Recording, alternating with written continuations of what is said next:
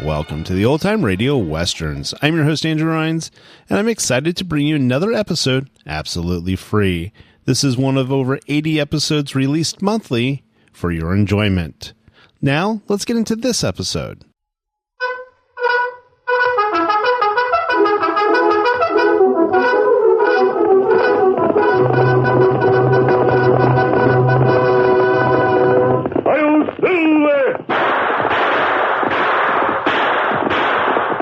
Horse with the speed of light, a cloud of dust, and a hearty Hi-Yo Silver, the Lone Ranger.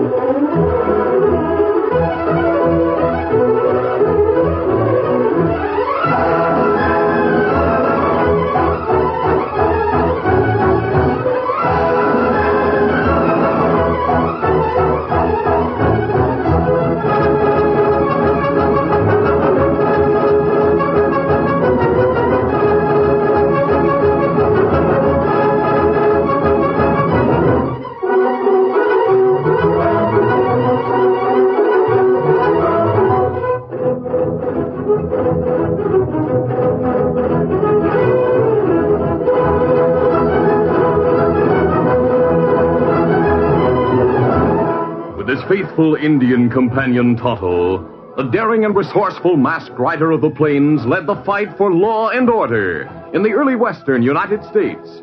Nowhere in the pages of history can one find a greater champion of justice.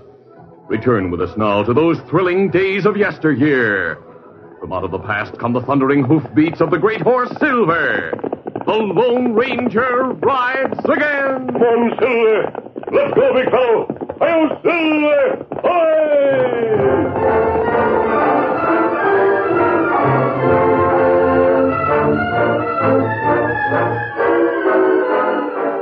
The fort was less than a mile outside of town, and Todd Cantrell decided to leave his horse at the livery stable.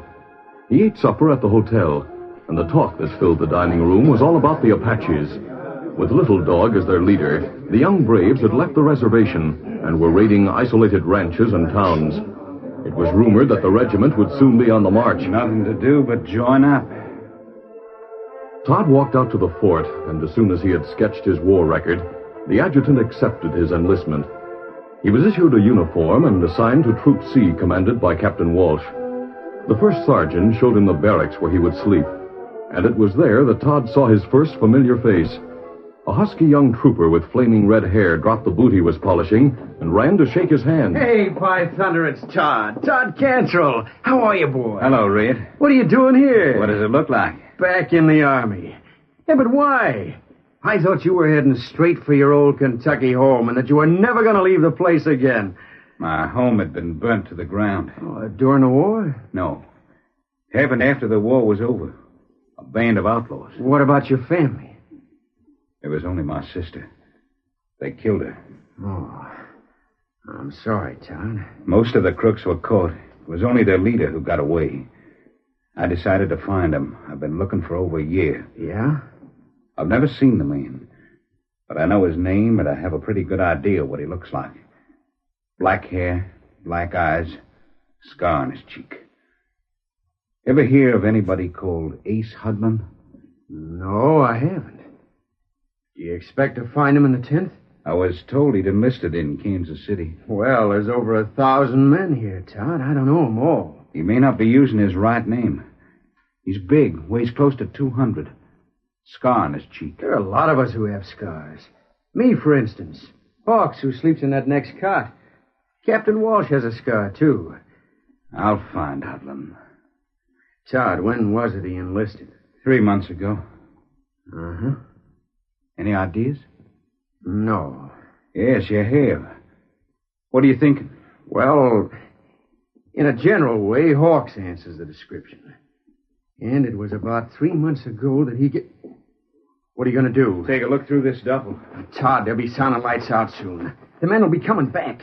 If they see you going through another man's gear, if Hawks should see and he isn't the man you're looking for, then you'd have an awful lot of explaining to do. It won't take me long to check through his bag. For what? For letters, jewelry. He might still have some that he stole. Jewelry? What kind? Different things. I remember a ring my father used to wear. A coiled serpent with emeralds for the eyes. A diamond brooch that belonged to my mother. Pearl. Todd, you may not find anything in there. No, you're right. There's nothing. But the ring. He wears the ring. You mean it? A snake. Green stones. Thanks. What are you going to do? Just wait for him? And when he comes in? I'm not sure. Use your head, boy. Kill him and they'll hang you. Go to the colonel. Have him sent back to Kentucky to stand trial for murder. I can't prove that he's Ace Hudlin, Red. The ring. Can't prove it's mine. Well, you don't have to take the law in your own hands. I don't know what I'm going to do. I'll think about it.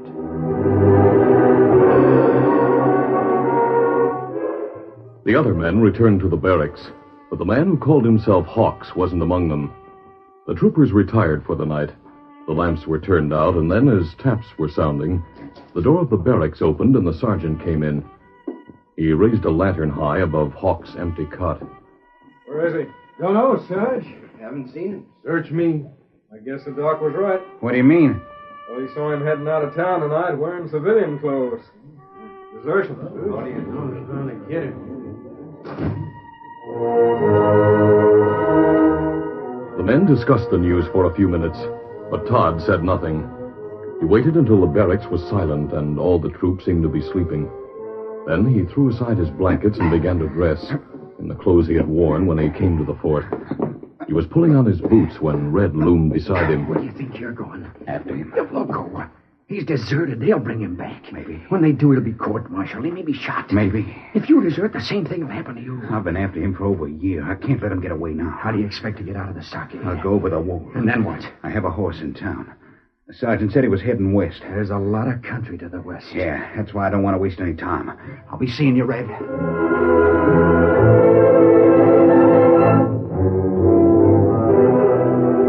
Shortly after midnight, Todd rode into the little town of Greenville that nestled in the foothills about 20 miles west of the fort. Hold it. He dismounted in front of the only cafe, tied his mount to the hitch rack, and walked inside.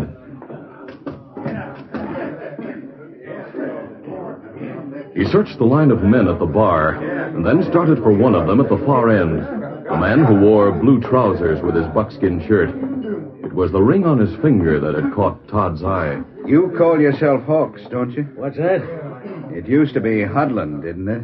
I don't know what you're talking about, mister. My name is Cantrell. That should be all the explanation you need. Where you from? From Kentucky? Oh, that's all right, then. I was afraid for a minute you were from the fort. I am. You're not in uniform. No. When I heard that you deserted, I came after you. I don't get it. I never saw you before in my life. I didn't enlist until this afternoon. I joined up because they told me you were in the 10th. Because I was. What have I got to do with you? You killed my sister. Why, you're loco. Back in Kentucky. I've never been in Kentucky. And where'd you get that ring? Oh, so that's it. Hudlin's the man you're after. You're Hudlin. I am not. My name is Hawks. I won this ring from Hudlin in a poker game. That was in Kansas City. Black hair, black eyes, scar on your cheek. You call this a scar? Hudlin's goes from his temple down to his jaw. And if you're looking for him, you're all wrong about his enlisting in the 10th. Kansas City, he was headed for Texas. Thought he might cross the border into Mexico. That isn't what they told me at Farrah Jim's. I don't know what kind of story you gave them. And if what you say is true, if he's wanted for murder, he'd have a good reason to put people off his track. Now, here, about this ring. It belonged to my father. Well, then you take it, mister. I don't want any stolen goods. Here. I'm in enough trouble as it is. Of course, since you've deserted yourself, you can't very well turn me in. But let's not have any fight where you might end up in jail. Then they'd be sure to pick us both up. You're a smooth talker, Hawks. Well, at least you got that right. I'm Hawks, not Hudlin. I'm gonna make sure. Man, listen to me! Everyone in the cafe turned toward the door. The sheriff was standing there, and directly behind him were a masked man and an Indian. Look, a masked man. An outlaw and an Indian, too. This man isn't an outlaw. He's a friend of mine. You can forget about the mask. He rides a white horse called Silver. This Indian's name is Tonto. You need any more of an introduction? The Lone Ranger. Yes, the Lone Ranger. Now, go on, mister. Tell them what you told me. There's a raiding party. About 50 Apaches heading this way. If you want to save your town, get your rifles and plenty of ammunition and follow me.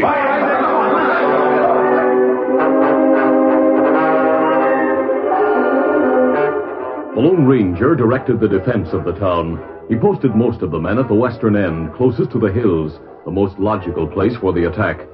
If the Indians chose to circle the town, there would be time to change their positions. Todd, who had borrowed a rifle and ammunition, took his place close to the masked man. As he did so, a single horseman on a buckskin bronc raced up the dry creek bed away from the town and into the hills. Who was that? I know. He calls himself Hawks. He's a deserter from the 10th. A deserter? As a matter of fact, so am I. But the only reason I deserted was to follow him. What is he, a renegade? He's worse than that. There's no one worse than a man who turns against his own people. Well, I'm sure now that his name is Ace Hudlin. Wanted for murder in Kentucky. Maybe him go warn Apache. Town ready to fight. Could be Tonto. There are only 50 Indians. They were depending on surprise. Nothing happens within the next few minutes, we'll know they've been warned.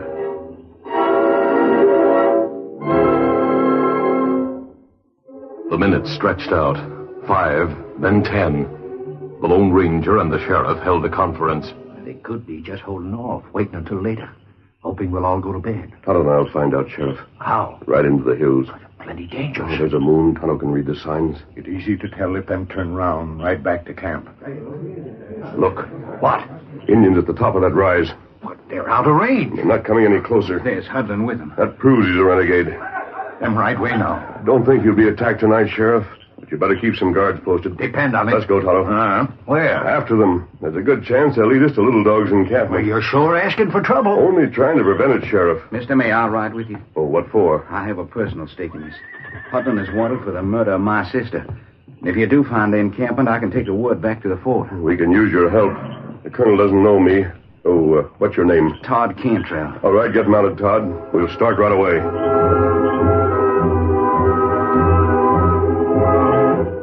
And so the Lone Ranger, Tonto, and Todd rode into the tangled hills. The Indian ponies, unshod for the most part, left faint traces in the hard ground. But Tonto found other signs, and by noon of the following day, the trail had led them to the opening of Glory Pass. There they drew rein. Them right through here, Kimasabi. It's not good to follow 'em through pass. Too many chances for ambush, you mean? That right. Glory Pass not good. But Tonto no trail over ridge, down to Buffalo Basin on other side. If raiding party go all way through pass, cross basin, we pick up trail on other side ridge. It's a good idea. Lead the way. Get 'em up, come on. Get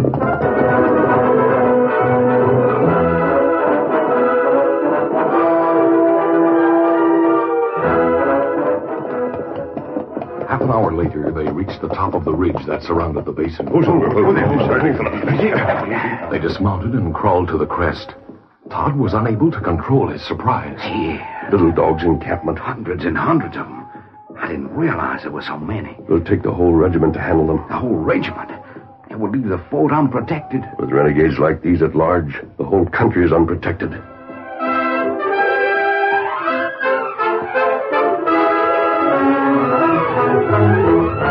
The curtain falls on the first act of our Lone Ranger adventure.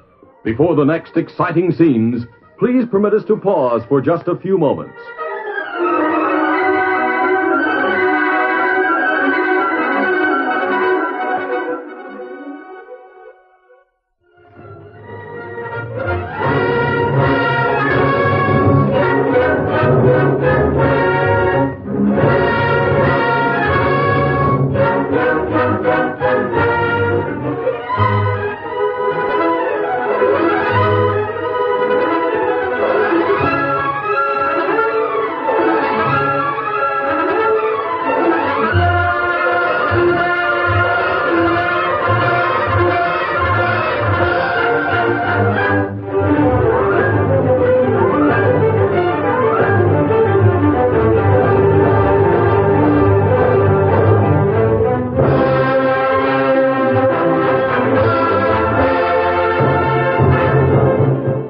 To continue.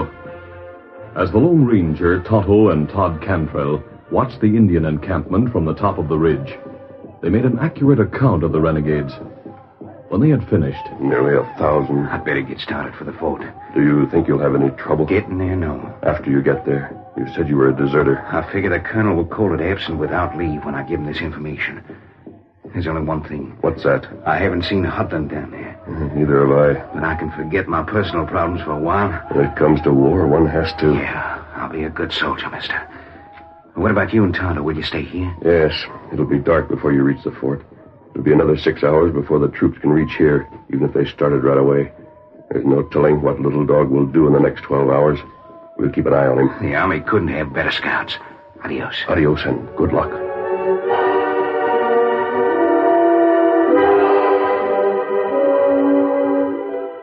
What neither the Lone Ranger nor Todd could know was that Ace Hudlin had left the raiding party as they rode toward Buffalo Basin and had made a wide circle of Greenville through the hills. At 6 o'clock that evening, he rode into the fort. He was placed under arrest immediately and taken to headquarters, where he was confronted by both the colonel and his troop commander, Captain Walsh. Hawks, you knew the regiment had been alerted. You deserted in the face of the enemy. I was only doing my duty, sir. You were seen riding out of town wearing civilian clothes. Same clothes I'm wearing now, sir. Army boots and breeches. A leather shirt and a cowboy's hat. Oh, I borrowed them. Why? So the man I was following wouldn't know I was a soldier. What's this? The man you were following? What man? A breed I recognized. A breed I knew was a friend of Little Dog's. I followed him, sir, and he led me straight to the Apache's camp. The Apache's camp? Where? Beyond the foothills, sir, on the far side of Glory Pass. A place called Buffalo Basin. Got back here as fast as I could. I don't call it desertion, sir. I was only doing my duty. You were acting without orders. That makes you liable to court-martial. But in view of the information you brought, we can forget the letter of the law. Now then, how many men does Little Dog have? Only 200, sir. Only 200? Now tell me this.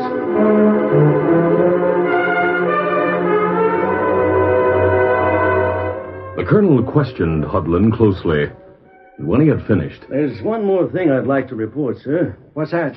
While I was watching the camp, a white man rode into it. A man I knew back in Kentucky. I haven't seen him around here before, but his name is Cantrell. And maybe he's another spy who... The ex-soldier who enlisted yesterday afternoon, Captain. Yes, sir, and who took French leave last night. Well, he couldn't have obtained much information during the time he was in the stockade. You may pass the word to the other troop commanders that the regiment will march at midnight. Yes, sir.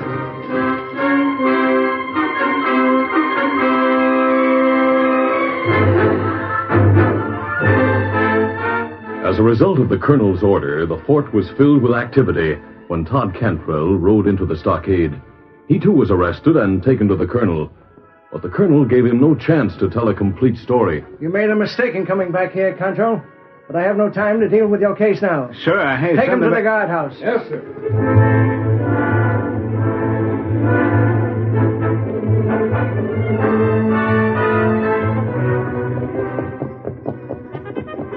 It was at 11 o'clock that night that the Lone Ranger and Tonto drew rein in the shadow of the stockade. Who's a little Scotch steady? It sounds as if the regiment's getting ready to move. Soldiers see your mask. Them not let you through gate. There are other ways of getting inside. I'm going over the wall. Standing in his saddle, the Lone Ranger jumped for the top of the stockade. He pulled himself up and then dropped to the ground on the other side. He crouched low in the shadows to get his bearings. His destination was the colonel's quarters, But the building closest to him was the guardhouse. A lantern shone through one of the barred windows, and he saw Todd Cantrell.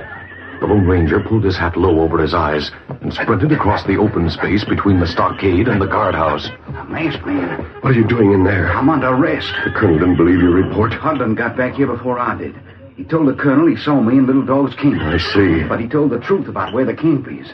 I can't understand it. He told the truth about where the camp was. In Buffalo Basin. It's no longer there, Todd. What? Just about dusk, all of the Apaches began moving out of the basin and into the pass. If the regiment tries to go through there, they'll be massacred. But that's what they intend to do. A forced march through the pass to catch the Apaches in the basin at dawn. You're sure? A friend of mine, Red Colby, told me. He got it from Captain Walsh. It'll be suicide. And the colonel must be warned. Who's going to do that?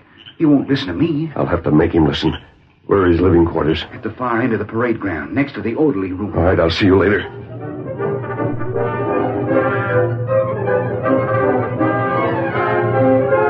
The Lone Ranger circled the stockade, keeping close to the adobe walls until he reached the rear of the colonel's quarters. They were dark. He tried a window. It was unlocked. He opened it and climbed inside. No sooner had his feet touched the floor than he heard the colonel's voice just outside the door that opened on the parade ground. You'll sound assembly in exactly 15 minutes, Bilder. Yes, sir. Quickly, the Lone Ranger circled the room. The colonel opened the door and left it ajar as he started for the table to light the lamp. The Lone Ranger stepped between the colonel and the door and closed it. What the... Who's there? Keep your voice down, Colonel. You're covered. Who are you? I'll explain that later. What's the meaning of this? You've just walked into a trap. The same sort of a trap that's waiting for you at Glory Pass. I'm calling the guard. All right, go ahead. Go ahead with your plans. Your regiment will be wiped out. I have positive information that Little Dog is camped in Buffalo Basin. The only way to reach there is through the pass. Your information isn't up to date. Will you listen to me? There's something about your voice. Yes, I'll listen.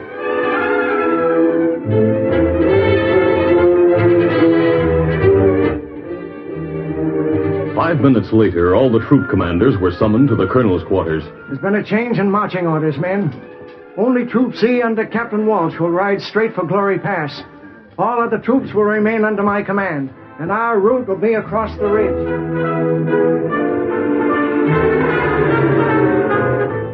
Yours will be the most difficult assignment, Captain Walsh. But you'll have the assistance of a scout who will meet you on the trail. A civilian scout, sir? The best there is in the West. You may have heard of him. The Lone Ranger. Oh, yes, of course. I followed his suggestions in changing our plan of attack.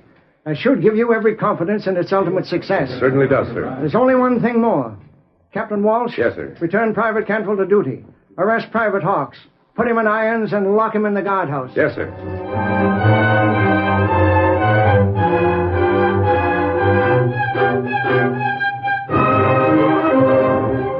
Troop C, with Captain Walsh and the Lone Ranger riding at the head of the column, reached Glory Pass just before dawn. There they waited for the first light and rested their horses. The captain questioned the masked man. You're sure the colonel and the others will have enough time to reach their positions? Yes, Tonto knows every inch of the ground. Well, we've taken our time. They should be on the other side of the ridge by now. Don't see any sign of the Apaches yet. We won't until they're inside the pass. Ticklish business. Granted. But the colonel picked your troop because he felt they were up to it. They all know what to expect and what to do. Every one of them. Well, it's light enough now. Ready? Yes. Troop, prepare to mount. Mount!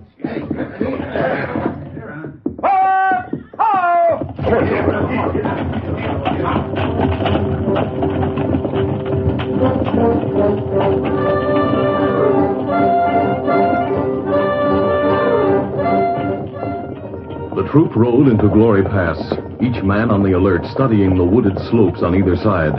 There was no sign of life, but they knew the ominous stillness was only a prelude to battle, a battle of and for their lives. As the minutes passed, their eyes turned more and more often to the man who rode the great white horse at the head of the column. There was no question in them. With such a leader, they were ready to face any danger. The opening of the pass was half a mile behind them, when the first war whoop pierced the morning air. Instantly, the slopes were alive, and hundreds of Indians were pouring down through the trees toward the trail. The troop acted as a man without any command. In a second, they had wheeled their mounts and were racing back to the entrance, shooting as they rode. Their speed was desperate, for it was only speed that could keep them out of range of the pursuing Apache's guns. But they rode no farther than the opening of the pass. There they leaped from their saddles and took to any cover they could find. Trees, rocks, boulders. One part of their task was completed. They had brought the Indians into the open. Now they must hold their attack, hold them inside the pass. The cavalry carbines chattered like Gatling guns. Still, the odds were so great against them that it would be impossible to hold the position for long. Todd Cantrell, wounded, slumped to the ground, his head and shoulders exposed to enemy fire. The Lone Ranger left his own cover and, braving the hail of lead, pulled him back to safety. Todd? Yes, cut your scalp. Lie still. Shouldn't I? Isn't it time for the others? It's time, all right. Anything had gone wrong. We've done our part. They'll do theirs. But if they don't... You don't have to worry anymore. Here they come. The colonel and the rest of the regiment had crossed the ridge and entered the pass from Buffalo Basin. Now they were sweeping through the pass toward the Lone Ranger and the gallant band at the eastern entrance. The Apaches were caught between two fires. At this point, the walls of the pass were too steep for their horses. Once more, they charged at the Lone Ranger and his men. Once more, they were driven back. The troopers under the colonel's command closed in from the rear, and Little Dog, caught in his own trap, cried for mercy. His renegade followers threw down their arms. The Battle of Glory Pass was part of history.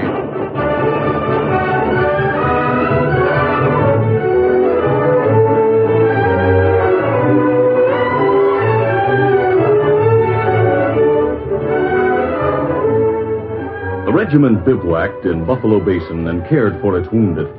The colonel stopped beside Todd Cantrell. Cantrell, I've been talking with one of the men of your troop. Your friend Colby. Yes, sir? Told me all about you and Ace Hudlin. You may rest assured that Hudlin will be sent back to Kentucky for trial. Yes, sir. Now, as for you, I understand that you enlisted only because you were looking for Hudlin. That was true, sir. But I've changed my mind about a lot of things during the past 2 days. You have? Yes, sir. And I promised the masked man I'd be a good soldier. Good. You'll get a chance to keep your promise. Thank you, sir. When you think of him, of what he's done for his country, well... I understand. Yes. A man doesn't like to break a promise he's made to the Lone Ranger.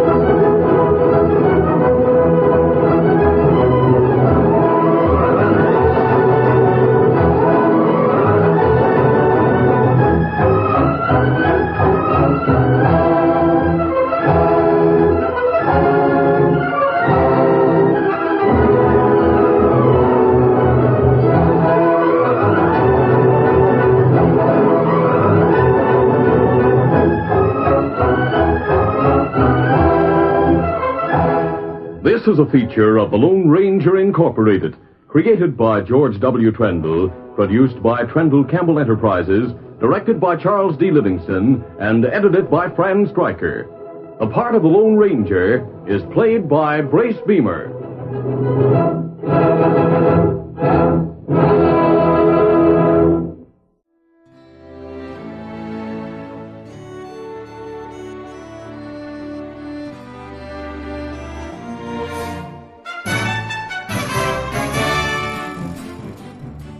This has been a presentation of OTRWesterns.com, and we hope you enjoyed.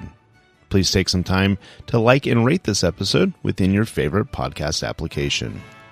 Follow us on Facebook by going to OTRWesterns.com/Facebook, and subscribe to our YouTube channel by going to OTRWesterns.com/YouTube.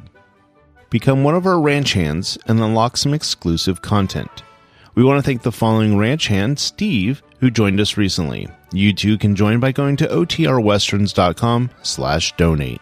Send us an email, podcast@OTRWesterns.com, and you can call and leave us a voicemail, 707-986-8739. This episode is copyright under the attribution, non-commercial, share-alike copyright. For more information, go to OTRWesterns.com/copyright. Have a great day, and thanks for listening.